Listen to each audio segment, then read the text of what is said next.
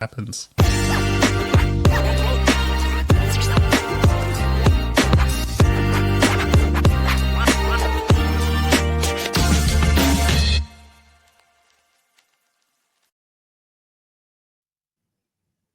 Welcome to the Villa Pride Down Under podcast, an Aston Villa podcast brought to you from Australia. Well, Tess, it's been a minute. It's been a while since we've been on, but here we are back and ready for to get gearing up for the new season. How are you keeping, pal?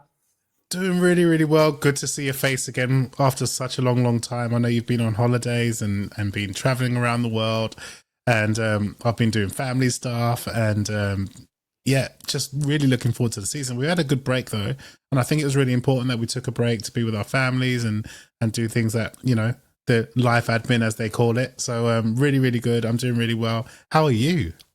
I'm very good. Yeah, we did have an extended break. Obviously, there was a lot of between us all. There was work commitments and traveling commitments and family commitments, I suppose, being the big one. And just before we do move on, as obviously we did mention it in our post the other day, Rhino, our lovely Rhino, has decided that can't commit this season, which is completely understandable. Rhino has two small kids and a busy job going on as well, but I'm sure we will have his lovely, beautiful Welsh brogue on with us from time to time. But just before we do move on, obviously, thanks to Rhino for everything over the last 12 to 18 months on the podcast. He was a brilliant addition, and we're sad to see him go, but the show must go on, and I'm sure Rhino will definitely join us again anyways for those listeners.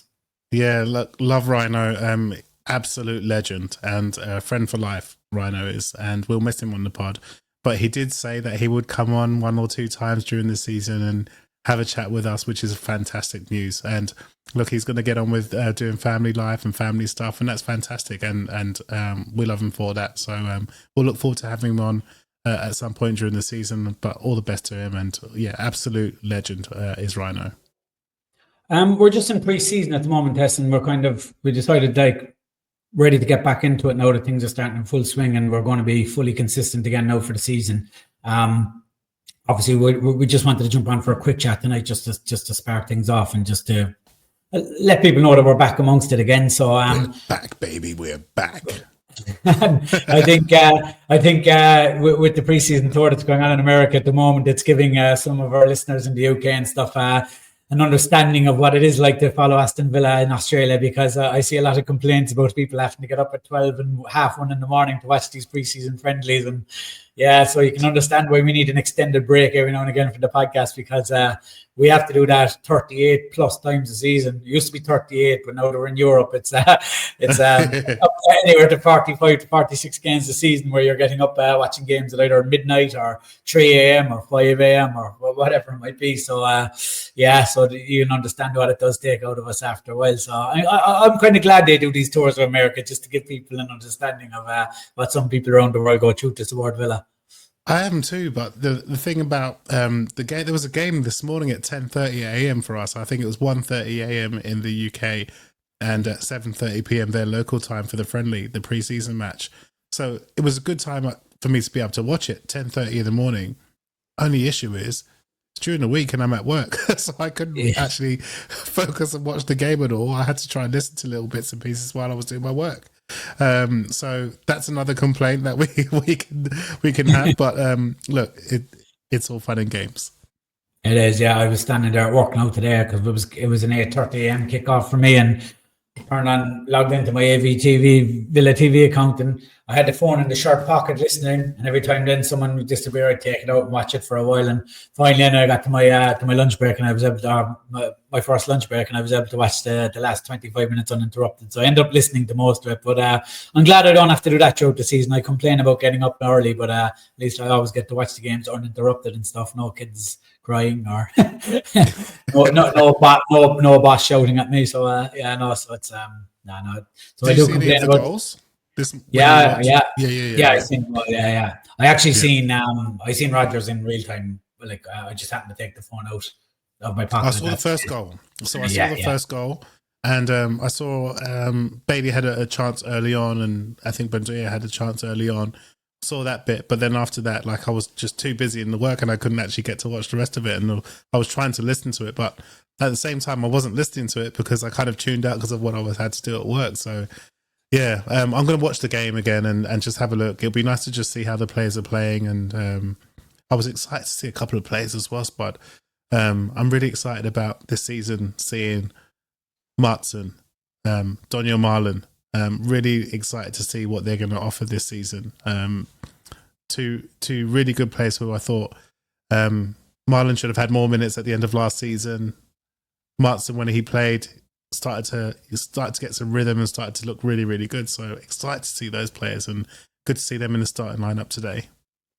Yeah, no, definitely. And like if we tune ourselves back to Yuri Tillemans' first season with us, and it was kind of on off, and he probably only got in the end because of a couple of injuries. But obviously Emery sticks to him learning his system, and he came back and sure he was unbelievable the second year. So if we can get even an 80% of an uplift from Onana, Matson, and Mallon, like we did with Yuri Tillemans, then I would say we don't need too many more signings. The one thing that I will say is that Bizzett, the backup goalkeeper, looks the business. I've been impressed with him in the two preseason games I've seen so far. Yeah, he's got that ability to get that long ball up as well, doesn't he? He's quite accurate in that sort of from a goal kick, get that ball straight up to those attacking players and puts them puts all the defenders of the opposition team on the back foot almost immediately. That was really, really good to see. And I felt like last season that was something that Emi Martinez was trying to do. And often it didn't seem to work a lot, but it's something that this new keeper looks like he's pretty good at doing. I saw Martinez do it during this last game at bits and pieces, trying to do that long ball as well. So it'll be interesting to see how tactically we're going to work with that type of thing. But yeah, Beaton made some good saves. Looks like a good, confident keeper. I watched the talk, when he just signed the contract. I watched that on AVTV and looks committed and excited to be at Villa as well. So he's going to get game time. We've got the Cups and the Premier League. So looking forward to seeing him. Oh, actually, doesn't he start? He starts. He'll have to start, right, at the beginning of the season because Emi's banned. Is that right? Emi's banned for a game, yeah. Yeah, he's banned for the first game against Newcastle. I actually thought it was going to be three games because it was a straight red card, but no, it's Dogso. Denial of a goal scoring opportunity is straight red, but it's only one game unless it's deemed reckless or dangerous play, which it wasn't. So yeah, Emi's suspended for the first game. But if we go into a season with Emi Martinez and Bizzot as the first and second choice goalkeeper, I'll be very, very happy with that.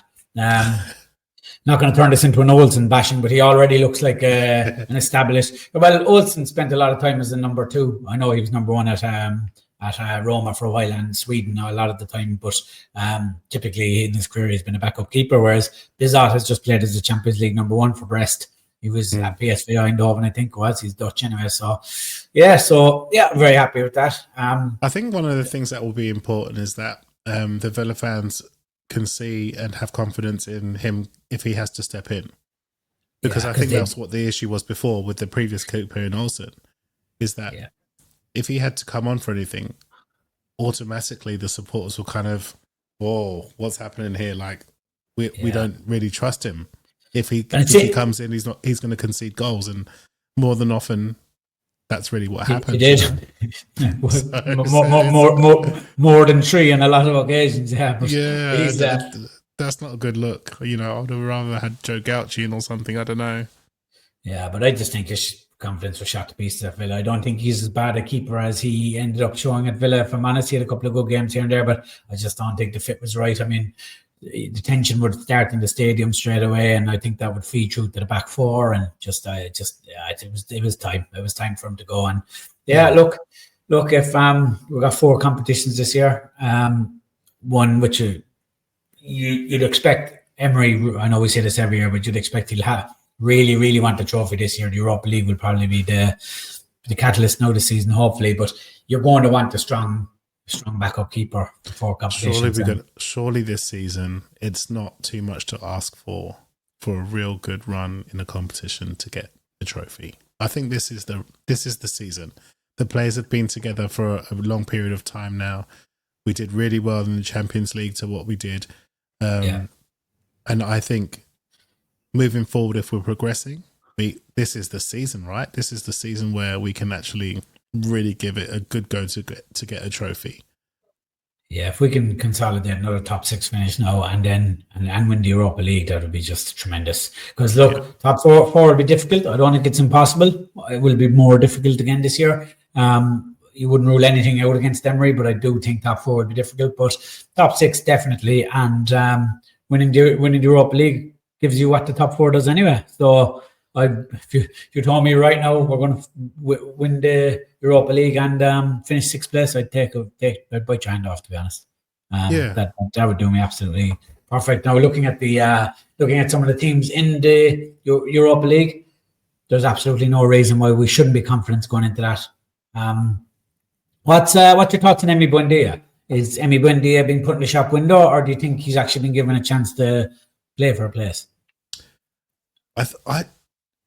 I will speak about Emi Buendia in particular to your question, but I think there's a little bit of a concern around the players that we have that we might want to offload. Is in that teams don't want them. Teams aren't coming in and saying we want to take this person off your hands and stuff. I'm thinking of people like Leon Bailey and Emi Buendia, Dendoncker, all these sorts of players. Dendonker's still with us, right? He's still Where is he though? He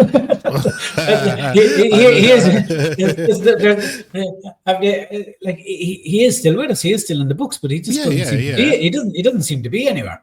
They didn't video camera him. He was carrying the kit bags on the plane when they were flying out to America. They didn't bother filming him. So no, I just Emi Buendia I like him. I like Emi Buendia as a player. It's going to be really difficult for him to be able to break into our first team. I don't think he's ready for our first team. I think he has been in the shop window and currently is in the shop window, but he's also, if Villa have any trouble trying to offload him, then I'd imagine that he will be a useful backup in case anybody gets injured or anything like that, but I can't see him getting a lot of game time. And perhaps maybe another loan deal is on the cards for him. He was heavily linked with Leeds recently there, and I thought that actually made a lot of sense because Daniel Farker obviously had him at Norwich, where he probably played the best football of his career. So I thought that made a lot of sense with Leeds getting promoted, but I don't know what happened there, why it didn't go through. It's a shame because I think during the season, people like Buendia have that heart, don't they? When they play, they have that sort of passion. They wear their heart on their sleeve, and they have that little bit of passion that sometimes you just want to see in a player playing for your team, especially if you're on the back foot during a particular game. He'll run around and he'll make those challenges, and you want to kind of see that. I think it's just the style of football that we're currently playing that's not really suiting the way that he plays. And he struggled, didn't he, to try and get back in the team after his injury. He's really struggled, even though he really, really wanted to try. And I think he did a pretty successful loan overseas, didn't he? Was he in Germany, wasn't he? He was at Leverkusen, yeah. Apparently Xabi Alonso really liked him as well. He got a good couple of man-of-the-match performances and stuff. So yeah, and it's a good player, and maybe somewhere like Germany or Holland is a really good place for him to play, because I still think he can play on the top level. But I'm just not sure that he's going to be one for us moving forward, especially when it comes to starting games. Do you think though, from a Emery's point of view, that the fact that it is the Europa League, not the Champions League, do you think that's possibly giving Buendia and Bailey a stay of execution? As in, do you think Emery thinks, well, you know what? Because obviously you get the Champions League again, and you probably have to play your best 11 week in and week out like we did last year. The year before in the conference, we didn't really have to do that so much in the group stages. Do you think that he's looking at Bailey and Buendia saying, right, okay, we've lost Rashford, we've lost Asensio, we don't really have the money to bring in to upgrade what we have in our first 11 at the moment. We have 2 players on our books here. Yeah, we're trying to probably shift them. Are they really going to bring in that much money, or can I use them? Can I bring them away to Bulgaria on a Thursday night and get 90 minutes out of them and give Rodgers a rest in the middle of the front, without having to bring in an 18-year-old, I just think that there maybe that's after giving Emery that little bit of wiggle room to keep them in the squad. The fact that it's Europa, not Champions League, possibly. Oh, I could be wrong. It could simply come out to the fact they can't find buyers for them. But Buendia was kind of integrated fairly well into that Emery team before his injury. That pre-season, he played a lot and played 12 games in the second half last season in a row. And it's just the injury, you just wonder, did he send him out on loan just to give him some football last year and try and give him a chance in pre-season? It's just so hard to tell, It's such an interesting question because the reality is, like, I think all of us are asking the same questions. We're all asking what goes through Emery's mind. Like, what's going through his mind with these players? Why haven't we offloaded this player or this player as yet? Is there a reason why you're giving them game time in this preseason when there are other players that you might be considering who are going to be, needing the match fitness to play regularly? So it's a tough one. I actually like Buendia, and I wouldn't be too sad if he stayed. I wouldn't at all. I think he would be vital in terms of playing cup football, being able to step in if somebody got injured, because we don't want to be left short. And I felt like we were left short last season early on, which had an effect on where we ended up finishing at the end of the season. So I think he'd be committed to playing for us. I think he wants to stay at Villa, and I think a good idea to keep him. He'll be very useful, but I'm not sure, to your question, as to what Emery's thinking he wants to do with him. The problem is, Emery might be happy to have him as a squad player, but is Buendia happy to be a squad player? That's, and that's what it's going to come down to as well. I think they'll end up having that conversation. With Bailey, I've always believed that Emery believes there's a footballer in Bailey, and me and Ryan were the secret Bailey fan club for a long, long time, and I think last year was kind of a real show that he's just too inconsistent to keep us going at this level. But Emery was always out defending him. He didn't have a pre-season. He came injured. We just assumed he was going to be sold this season. It didn't. There was heavy links to Neom FC in Saudi Arabia. Nothing seemed to have come from that. And typically, if he's available, Emery gives him minutes. So, I don't know. Is Emery willing to give him pre-season, or again, is he just putting him in the shop window? Because surely Malin comes in now and puts him under pressure. But then Emery is putting Malin centre forward today, let's say, to start the game this morning. But he played on the right last week. If we went into a season with Watkins up front, Rodgers in the 10, Malin on the right, and Jacob Ramsey on the left. Obviously, that left can be flexible and changed, but that's a pretty strong front four for anyone. It is a strong front four for anyone, but also I think Bailey really does well more as an impact player, and that's where I see him if he's staying at the club. Like, I see him as coming on as an impact player because, to be honest, I'm putting Donny Marlon in. I'm calling him Donny now. It's like we're friends. Do we call him Donny or do we just call him the Don? I put him in front of Bailey and played Don Marlon on the right. If that's what we need, if we need somebody on the right, then I would put Don Marlon there. Look, he's just as quick as Bailey, if not quicker.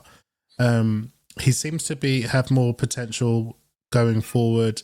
His driving, you can see that he does all the chasing back as well. I'm not sure as to why Daniel Marlon hasn't had more minutes, but I'm really, really, really excited to see him this season.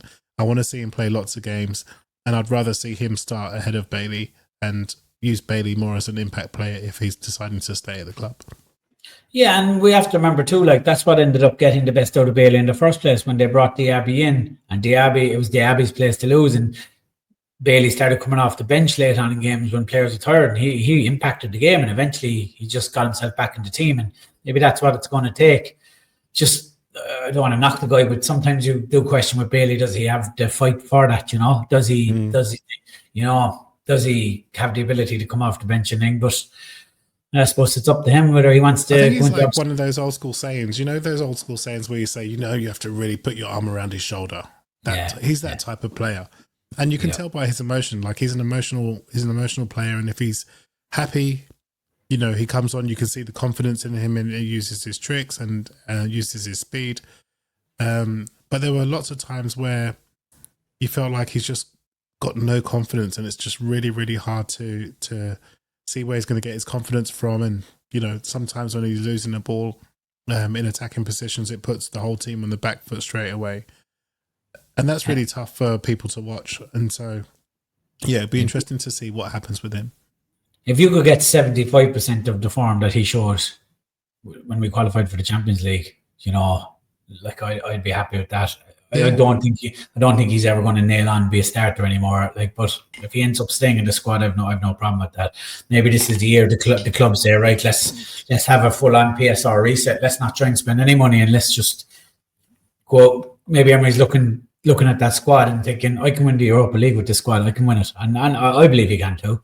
And then, you have a year of not spending, you get into the Champions League next year and you're in a better position to strengthen that team then, There's a lot of links with Watkins leaving. I'm hearing it's linked to United. I've seen him linked to Newcastle now this morning, apparently, that Watkins isn't going anywhere, I don't think. Like, for me, I think if this was 6-7 weeks ago and these genuine links, and maybe Isak was moved on, Isak done this 6 or 7 weeks ago, I would genuinely think there's an opportunity for Newcastle to maybe sign Watkins and push, because they have the money after Isak goes or whatever.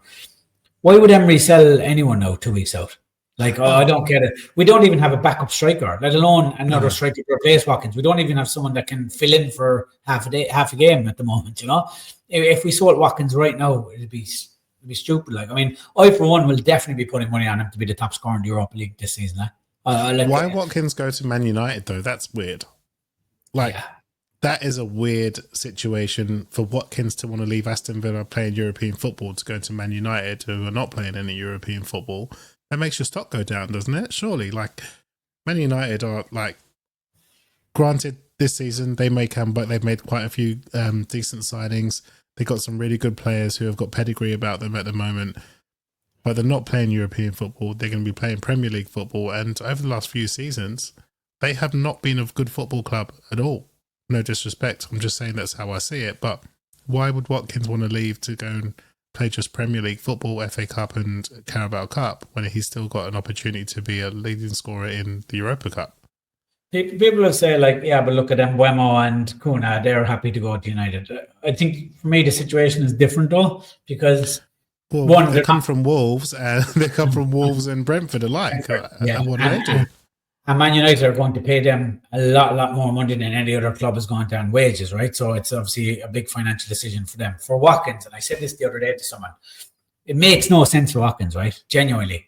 I think Newcastle would probably make more sense than United for Watkins. I know it's not going to happen, but right, it does make more sense, because why would Watkins spend all his time in the lower leagues doing absolutely everything to get where he is in this period of his life? Play the Conference League, play the Champions League. Now he's going to play the Europa League. He's got an England place.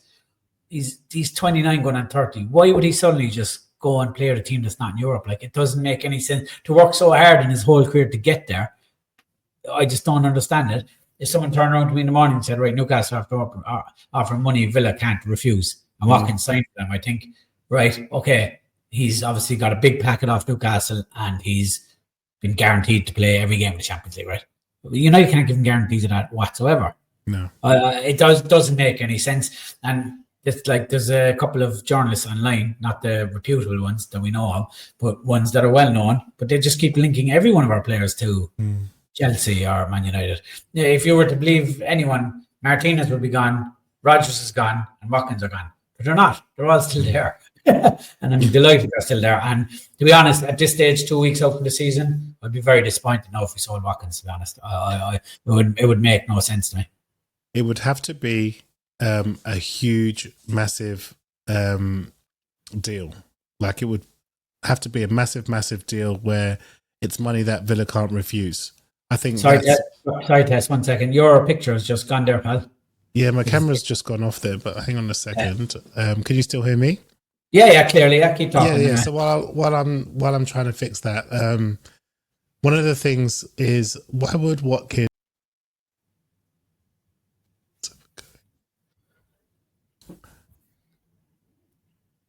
Yeah, why would Watkins leave for that? I'll just talk here for a minute. We just lost Tess for 1 second, but I just don't see any sense in Watkins leaving. Look, I might be wrong. Money driven, it's their career as well at the end of the day. But I don't see at this stage, 2 weeks out from the season.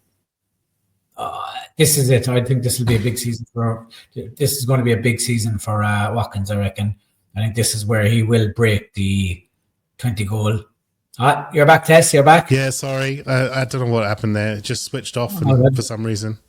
It happens to the best of pods, Tess. So I was just going to say about Watkins there. if I'm Ollie Watkins, I'm thinking to myself, why am I going to go to any of these clubs? Now, unless Villa accept a massive, massive offer, they're not going to actually, they're not going to sell Ollie Watkins. But if you're Watkins, you're looking now and you're saying to yourself, do you know what? I can be a club legend at Aston Villa. I'm already the top scorer. If I can win the Europa League with Aston Villa, I'm going down in legend books for this football club. I've worked my way from the bottom all the way to the top, and I become legendary status at this particular football club because potentially, and I'm just saying potentially, we could win the Europa League. He could become the top scorer in that league, and you're thinking about going to Manchester United, where you're only in 3 competitions, for a club that has really been struggling for the last few seasons. I don't understand it. And a World Cup year as well. He's surely he's thinking, if I can go in and be the top scorer in the Europa League. And wasn't an England international until he came to Villa, and that's another thing that we've done to help him along as well. You know, so yeah, I just can't see. I can't see it happening. Can you? No. I don't think he leaves the club at all, unless exactly, and Newcastle really do come up with a bid that's just out of proportion. I don't see why Emery would sell him at this point. You know, and yeah, I don't. My camera just keeps switching off, so I do apologise. I'm not sure why it keeps switching off there. It's all good. Your sound is still perfect anyway. Yeah, so obviously we won't stay too much longer now. It was just a bit of an introduction one, but the other thing I wanted to talk to you about, Tess, is today, I know you didn't get to see a whole pile of the game, but there's 2 players that really impressed me in the second half when they come on, was Lamar Bogard and Matty Cash. Matty Cash particularly. He actually played really high up, and he was very, very effective. Yeah, I didn't get to see that at all, to be honest with you. I was trying to see the game, but I didn't actually get to see, so it's really hard for me to comment on what was happening during that particular game. When I was listening to it, I did hear that Matty Cash was getting high up. Didn't he assist today? Was he an assister today, Matty Cash, or something? Yeah, he put in a beautiful cross for a Watkins header. Yeah, brilliant cross. Fantastic. I like Matty Cash, and I think he's our right back at the moment. I'm not sure, based on what I've seen so far in pre-season, and it's only been a short snippet, and it's only been a short amount of information that we've got, that anyone can compete for that starting place for him at the moment. Be interesting to see what happens over the next few games in pre-season. As to, I'd imagine he's fighting Garcia to start in the first 11. Yeah, and Garcia is injured at the moment. He didn't even go to America, so there's been not too much talk about what the injury is. Him and Barkley are both back in England. They didn't even go to America, so it'll be interesting to see what happens there. But Lamar Bogard seems to be getting a lot of minutes, and obviously Tristan Rowe started right back today. So a lot of positivity and stuff. It'll be interesting to see. We play again at 5 a.m. Sunday my time, and then I think which will be 7 a.m. your time Sunday against Nashville. Will you get to see that one, Tess? I'm hoping to. There, I've switched cameras there. I've gone to my laptop camera and see if that works a little bit better. Yeah, we can see it perfectly there now. Yeah. So that'll be Sunday. We play them again in Nashville again. I wonder, will it be 2 45-minute teams again, or will you see lads start to get a few more minutes? There's still a lot of friendlies to go. I think we've like Marseille, Roma, Villarreal. So maybe this won't be the game where we see them play for longer because it's 45 minutes. But it's also sweltering heat in Nashville. So you'd imagine it would be 2 45-minute squads again. Yeah, I think so as well. I think Emi Buendia was the only person that came out after half-time, wasn't he? So it'll be interesting to see what he does. I'm happy with that, though. Like, in all honesty, I'm happy with 45 minutes each. It's really hot weather. They'll be knackered. They'll be running and sweating like dogs, trying to get some fitness and stuff. And, you know, I saw for the first 14 minutes that Villa were all over this team who had been playing regularly in MLS. So it'll be good to see players still getting that 45 minutes. I noticed that there were a couple of youngsters that are getting opportunities to play as well in these pre-seasons. But I would imagine when we start getting to the bigger teams that we're playing in pre-season, that we'll start to see a bit more consistency and a lot more minutes for particular players. Yeah, I think that you're dead right there, Tess. I think it won't be till Marseille, Villarreal that we start to kind of see a bit more snippets. I don't think we'll still give away too much of the game plan for Newcastle, but I think we'll start to see snippets of what the team's going to look like in that opening day at Villa Park. Yeah. We'll probably wrap it up there, Tess, after Yeah. this introduction. But was there anything else you wanted to touch off before we call it a day? No, I'm just really excited to be back, actually. And I just wanted to say to everyone, thank you for all the messages, because we've been receiving lots of messages on Instagram. We've been receiving messages on Facebook, and we've been receiving messages on X, which is our social media platforms. So thank you for our patience. We've had our break.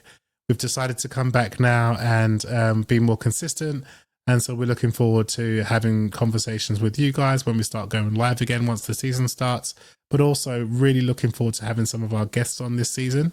As I say, I'd like to be able to reach out to a few more of the other podcasting people and see if we can try to get them on to come and have conversations with us. So we'll talk about that offline and see how we can do that. But also, it would be really nice to get some opposition supporters on as well, to have conversations with them when we have a fixture coming up or a post match. That will be really, really nice and interesting to keep our listeners engaged. Yeah, definitely looking forward to bringing some mix up of the content this year as well. And as I said, the consistency will definitely be there for the season now. And we're only 2 weeks out from the season, which is unbelievable. It feels like with the Club World Cup that football didn't actually stop at all. So it's just the season's going to here. But we're very excited. And thanks again, as Tess said, for all the nice messages and the questions of when we're coming back. But we're back now, and consistently for the next you'll be sick of us now in 38 weeks time. So look, we're going to leave it at that, and we will be recording again Sunday. So as Tess mentioned there a while ago, we will move to live pods once the new season properly kicks off. So we'll leave it at that, and we'll wrap it up with an old up the Villa.